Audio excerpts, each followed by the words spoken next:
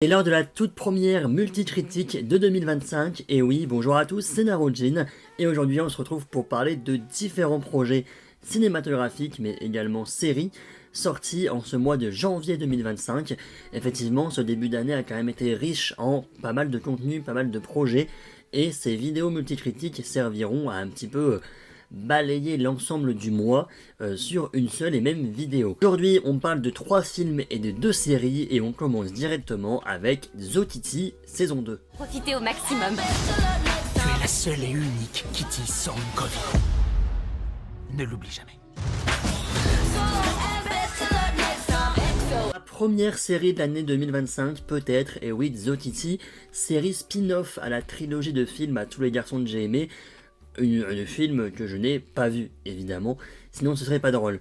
Zotiti, c'est donc l'histoire de Kitty qui va se retrouver dans un lycée, voilà, en Corée. Bon, à la base, elle y allait pour faire une surprise et pour retrouver son amoureux, n'est-ce pas, son petit ami. Et finalement, là-bas, va se passer beaucoup de péripéties, des histoires sentimentales, mais également des histoires autour de la mère de Kitty. Oui, Kitty repart sur les traces de sa mère et va apprendre quand même des petites choses assez croustillantes à son sujet.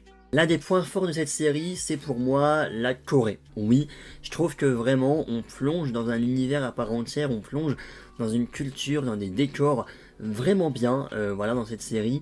On est plongé dans un voyage en fait, on a l'impression de voyager avec les personnages qui sont eux d'ailleurs attachants, oui. On se prend au jeu également parce que forcément ça va être une série qui va jouer sur les codes sentimentaux, les codes des films et des séries romantiques, avec Kitty qui va se retrouver avec 2 voire 3 même prétendants, n'est-ce pas, et finalement au fur et à mesure des épisodes on se dit non, moi en fait moi je suis team Mino, non moi je suis team D, non moi je suis team Yuri, enfin voilà, vraiment on va au fur et à mesure des épisodes, quand tu penses avoir ta team, tu te retrouves à l'épisode d'après à changer complètement d'avis parce qu'il y a une petite scène un peu mignon et oui voilà, t'as le cœur tendre et finalement tu te retrouves à t'attacher à cette relation en fait. Cet épisode ça change. Là effectivement, dorénavant avec la fin de cette saison 2, je suis effectivement team Mino comme beaucoup de personnes. La saison 3 d'ailleurs a été renouvelée aujourd'hui quand je filme cette vidéo ce 14 février. Voilà, d'ailleurs, voilà, c'est la Saint-Valentin, quoi. C'est une série qui représente plutôt bien ce côté Saint-Valentin, ce côté romantique. Effectivement, ça va pas être 3 pattes à un canard, mais les personnages sont attachants. T'as aussi cette histoire de fond, oui, où Kitty va essayer de comprendre un petit peu le passé de sa mère, ce qui rend, oui, le tout assez addictif. On a 8 épisodes de 30 minutes, je crois, ça passe très très vite. T'as, oui, le fameux épisode, voilà, où il part dans un chalet, où c'est l'épisode des quiproquos, et c'est vraiment là où je me suis rendu compte que, oui, la saison 2 était mieux que la saison 1. Ah, vraiment, on se prend au jeu, et si vous n'avez pas vu The Kitty, franchement, ça peut être une petite série du week-end assez sympathique. Oui, c'est pas extraordinaire, mais franchement, ça reste, oui, un petit coup de cœur de ce début d'année. Continuons avec Un parfait inconnu.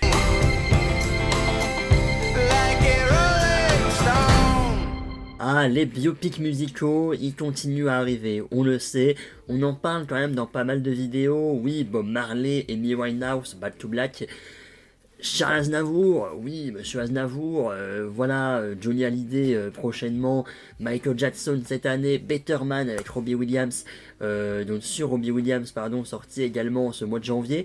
Mais on a également Un parfait inconnu, film sur Bob Dylan avec Timothée Chalamet. Je l'ai vu en avant-première, oui, ce film, voilà, sachez-le, ça changerait à votre vie, mais je l'ai vu quelques jours en avant-première, et donc finalement, quand j'étais voir le film, bah j'avais pas non plus de... Quand je suis sorti de la salle, en tout cas, j'avais pas le réflexe d'aller voir les critiques, etc. sur internet, donc ça m'a forcé en fait à vraiment me faire mon propre avis, et ne pas me faire trop un peu influencer par ce que j'ai pu voir. Et honnêtement, j'ai passé un plutôt bon moment devant le film. Il est nommé pas mal de fois aux Oscars, on va en parler.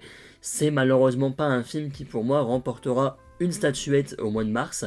Je pense que voilà, effectivement les nominations sont dans l'ensemble plutôt méritées, mais ça remportera pas grand chose face à des mastodontes comme Dune 2, comme on va dire Emilia Pérez, malgré oui les choses qu'on peut voir en ce moment, n'est-ce pas, autour d'une des actrices. Mais si on juge que le film, effectivement, ça peut remporter des Oscars, mais aussi The Brutalist, on en parlera la semaine prochaine, puisque je vais voir le film demain, les 3h35 là, ouïouïou. Mais en tout cas voilà, Un parfait inconnu, effectivement, c'est parmi les films un peu des Oscars qui pour moi remporteront pas grand chose. Timothée Chalamet dans le rôle de Bob Dylan, c'est un bon choix. En tout cas, je trouve que effectivement, on sent sa préparation pour incarner Bob Dylan.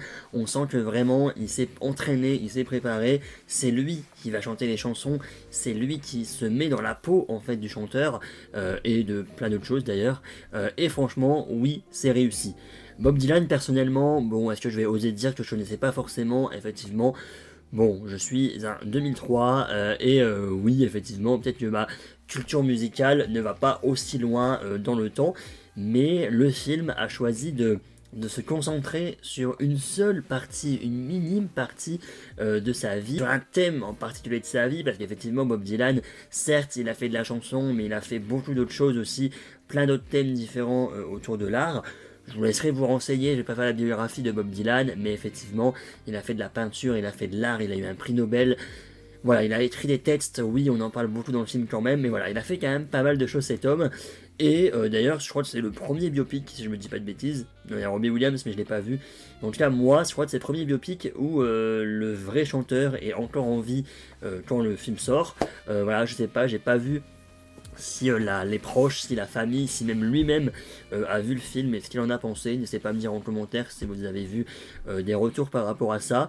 J'ai l'impression qu'il est un peu discret quand même au niveau de ça, mais est-ce qu'il, bon, voilà, est-ce qu'en tout cas le vrai Bob Dylan trouve que Timothée Chalamet fait un bon boulot. Bon, le film va surtout s'intéresser sur 2 points. Je trouve de sa vie, c'est premièrement ses histoires sentimentales, c'est un peu ça pour beaucoup de biopics et j'avoue que en soi, savoir si il préfère l'une ou l'autre, voilà, en soi on s'en fout, enfin je suis désolé mais ça met un peu de piment, de drama si vous voulez, sortez les popcorn, un peu de gossip, mais à part ça, bon voilà, le plus intéressant pour moi ça reste effectivement la deuxième partie du film, Bob Dylan qui, oui, a été connu par son public musique folk. Voilà, il s'est fait connaître par ça et du jour au lendemain, il a voulu changer, il a voulu partir donc plus dans du rock et en fait Bob Dylan était finalement invité chaque année dans un festival de folk. Et oui, l'année où il a décidé de changer et de complètement changer de registre et de faire du rock, ça a énervé quand même pas mal les organisateurs du festival et également son public. Je vais pas trop vous en dire, mais effectivement c'est une partie du film assez intéressante. En fait c'est le fait qu'effectivement pour un chanteur, pour un artiste, de le mettre dans une case en termes de registre et que son public, oui, a l'habitude de l'entendre chanter du folk et que finalement lui il a osé par rapport à d'autres qui vont rester dans cette case pendant des années, pendant des albums, etc. Lui il a osé et il s'est dit vas-y je vais faire autre chose, même si mon public va pas forcément apprécier le délire, je tente et j'essaye en tout cas de sortir de cette case dans laquelle on m'a mis à la base. Et je trouvais ça intéressant, voilà, comme réflexion, voilà, comme chose. Tout le casting, oui, s'en sort bien. Moi, je vais retenir principalement Timothée Chalamet. Oui, on a notamment Monica Barbaro, qui est également nommée dans les actrices secondaires aux Oscars. Et on a Edward Norton. Au niveau des Oscars, il est donc nommé dans la catégorie meilleur acteur, oui, pour Timothée Chalamet. Meilleur son, même s'il y a Dune 2 quand même en face. Il le remportera pas forcément, hein, voilà. On a également, oui, meilleure actrice dans un second rôle, donc pour Monica Barbaro. On a meilleur acteur dans un second rôle pour Edward Norton. Meilleur réalisateur pour James Mangold. Ça, j'avoue que c'est un peu... pourquoi Denis Villeneuve de Dune 2 n'est pas dans les meilleurs réalisateurs alors que James Mangold l'est. Et on va être honnête, j'ai plutôt apprécié le film. Il dure 2 heures et je trouve qu'il est quand même un poil long. Pour la réalisation, James Mangold, honnêtement, c'est ok tiers. C'est-à-dire qu'il n'y a pas une scène où je vais me dire « Waouh, ça mérite un Oscar ». Non, il n'y a pas de montage, de transition, de choses. Franchement, c'est ok tiers, quoi. C'est un film un peu lambda en termes de montage. Et je vois pas pourquoi lui, James Mangold, mériterait absolument d'être dans les meilleurs réalisateurs et pas Denis Villeneuve, qui nous a fait quand même... Chaque plan est un œuvre d'art, Dune 2, je le répète. Meilleur costume également, bon voilà, il est nommé quand même dans pas mal de catégories. Malheureusement pour moi, c'est pas qu'il le mérite pas, mais effectivement, il y a quand même pas mal de concurrence cette année, et il y aura du mal, je pense, Parfait Inconnu, de se faire voir avec des gros mastodontes comme on a pu parler précédemment.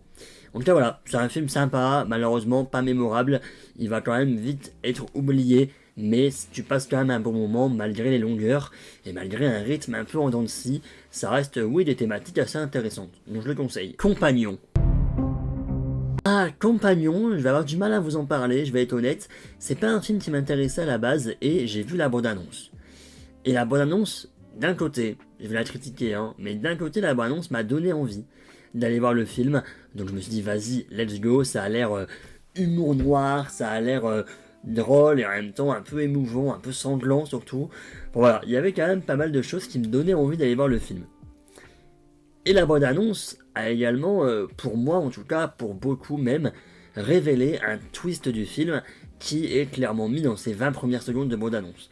La communication de ce film est pour moi son défaut principal. Le film en lui-même, moi je l'ai beaucoup aimé, voilà. Je trouve que les deux acteurs principaux jouent vraiment bien. Sophie Thatcher et Jack Cade, oui, c'est les deux acteurs principaux qui jouent franchement bien. Le film dure 1h37 et franchement on ne le voit pas passer. C'est par les créateurs, apparemment, oui, les créateurs du film Barbare, qui est donc un film d'horreur, qui avait quand même pas mal parlé. Là, je le considérerais pas comme un film d'horreur, effectivement, c'est plus un thriller angoissant, et encore angoissant, bon voilà. Mais on a de l'humour noir, on a, oui, quand même un côté thriller, un côté sanglant, où t'as du sang, etc. Mais oui, voilà, je le considère pas comme un film d'horreur, il n'y a pas de jumpscare, il n'y a pas de voilà. T'as un peu effectivement une sensation d'angoisse à certains moments dans le film, c'est voulu certes, voilà, au niveau de la manière dont on filme, etc. Mais t'as pas de jumpscare et le but du film c'est pas de faire peur, tu rigoles quand même bien plus qu'autre chose dans ce film. Le fameux twist de la bande-annonce, moi je le trouve quand même assez dommage, puisque dans le film, on le révèle quand même assez tard, je trouve. Bon voilà, tu le sais quand même, je pense, dans la première demi-heure, mais bah ça permet justement de te méfier un petit peu, de te poser des questions en fait durant les 30 premières minutes avant le twist, et en fait quand tu vois la bande-annonce, bah tu sais ce qui va se passer, tu sais finalement... tu sais des trucs. Je vais éviter de vous spoiler. Si vous avez vu le film, on sait de quoi on parle. Si vous avez vu la bande-annonce, on sait de quoi on parle. Malheureusement, je préfère vous garder la surprise. Parce que moi, j'ai beaucoup aimé le film. Voilà, j'ai mis la note de 4 sur 5 en termes d'étoiles. Oui, j'ai beaucoup aimé le film. Je trouve qu'il n'y a pas non plus grand-chose en termes de réalisation. Mais c'est drôle, c'est rafraîchissant. C'est... pas mal de messages quand même effectivement sur la liberté de la femme. C'est le twist avant de le savoir. Tu vois des petites phrases, des petits dialogues qui te mettent sur la piste en fait de ce twist.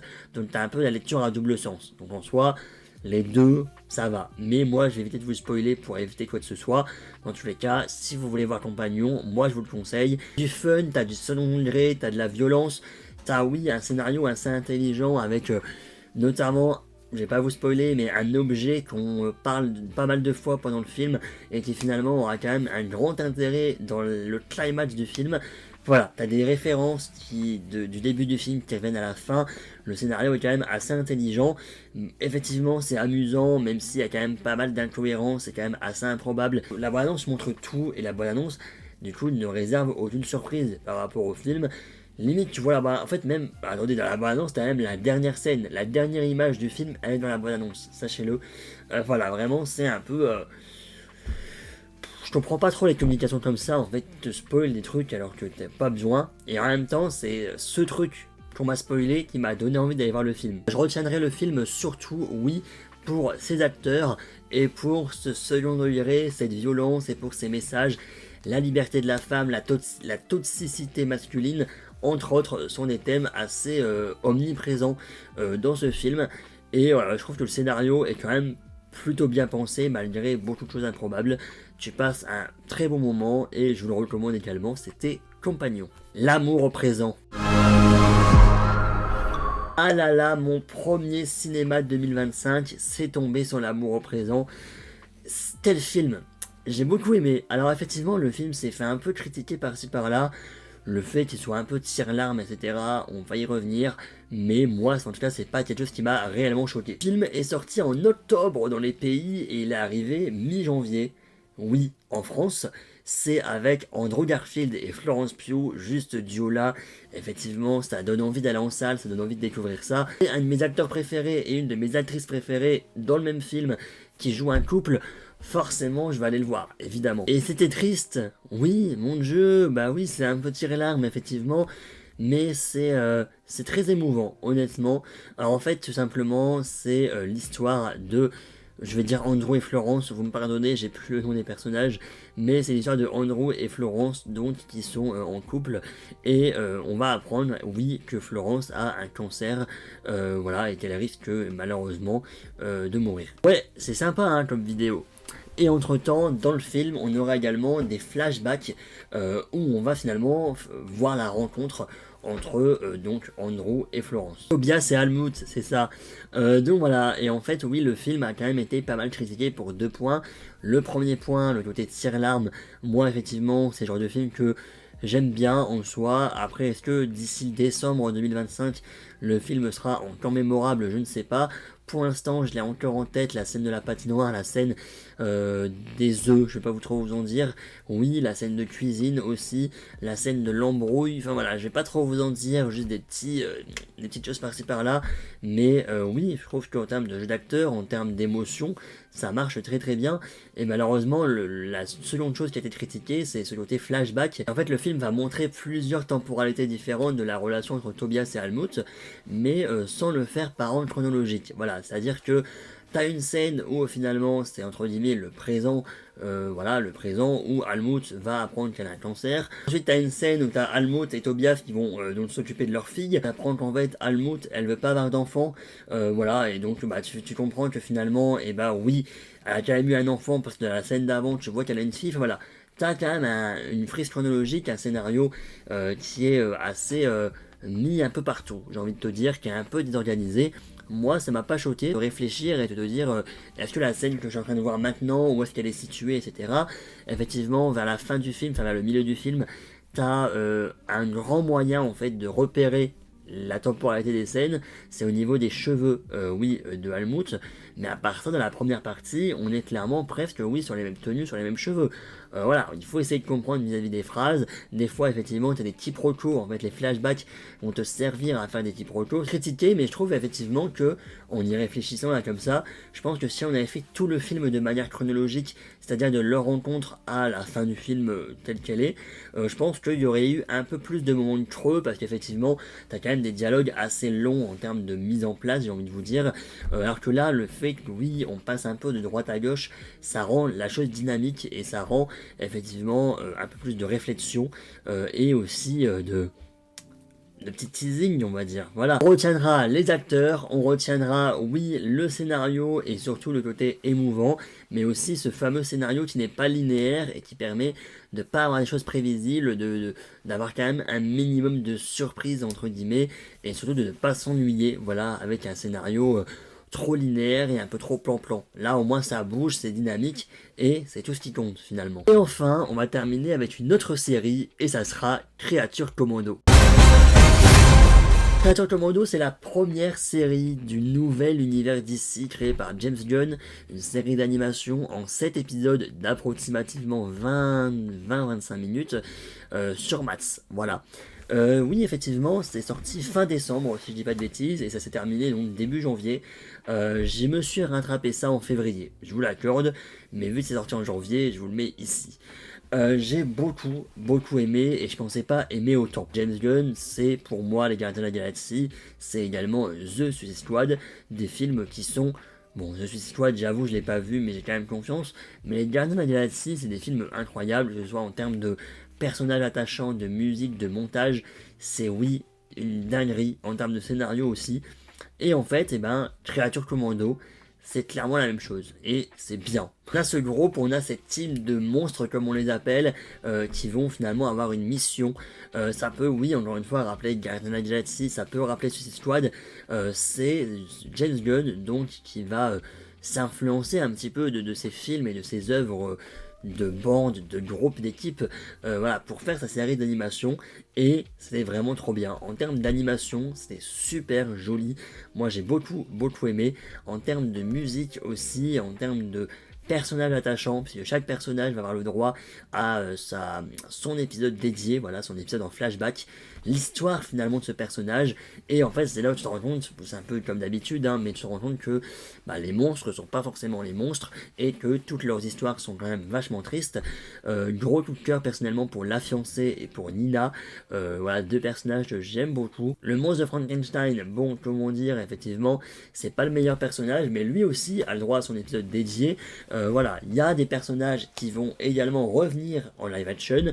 On a notamment le fameux monstre de Frankenstein qui va être joué par David Harbour, voilà, donc Hopper de Stranger Things entre autres. On a également voilà Madame la Fiancée, Rick Flag joué par Frank Grillo qui oui apparaîtra en live action dans le film Superman là en juillet. Voilà, Créature Commando, est-ce que ça sera évidemment obligatoire pour suivre l'univers de James Gunn? Honnêtement, je ne pense pas. Ça reste une série d'animation, ça reste voilà.